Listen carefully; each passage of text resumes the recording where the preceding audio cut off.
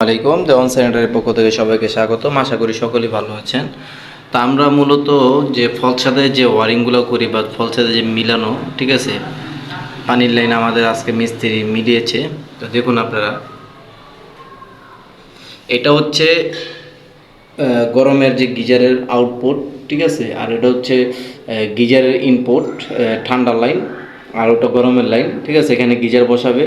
আর পুরা দেখেন আমরা যে কাজ করছি, পুরা জায়গাটা স্পেস আছে, ঠিক আছে। একটা বাড়িওয়ালা বা একটা ভাড়াটিয়া হোক, যে হোক, যেহেতু এটা ফ্ল্যাট বিক্রি, বাড়িওয়ালার ভবন মালিক, ঠিক আছে, অনায়াসে আপনার এখানে সামান রাখতে পারবে, ঠিক আছে। দেখেন পুরা ফুল জায়গা এরকমভাবে যদি কাজ করেন, অনেকে দেখি অনেক ফলসাদে ইবিজিবি করে কাজ করেন, সামান রাখার জায়গা থাকে না, ঠিক আছে, অনেক ঝামেলা হয়।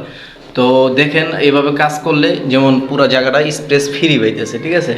আপনার অনেক মালামাল যেগুলো প্রয়োজন না বা প্রয়োজন পরে হয় বা অনেক দিন পর বা 6 মাস পর প্রয়োজন হয়, ওগুলো আমরা ফলসাদে উঠায় রাখি।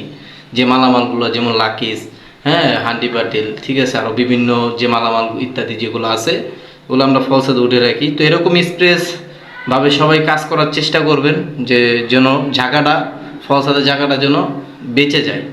তো আমরা এখানে কাজ করছি, এখানে উপরে হাই কমোড আছে, আর এটা হচ্ছে ওয়েস্ট ওয়াটার লাইন, ওটা হচ্ছে ক্লিন ওয়াটারের লাইন। এটা হাই কমোডেড ক্লিন ওয়াটার, আর এটা ওয়েস্ট ওয়াটার, আর এটা হচ্ছে যে ওয়াটার ওয়ারিং, আমাদের যে পানির লাইন আছে ওয়াটার ওয়ারিং, ঠিক আছে। তো ভিডিওটা কীরকম হয়েছে সকলে জানাবেন। এ বলে ভিডিও শেষ করতেছি। আসসালামু আলাইকুম।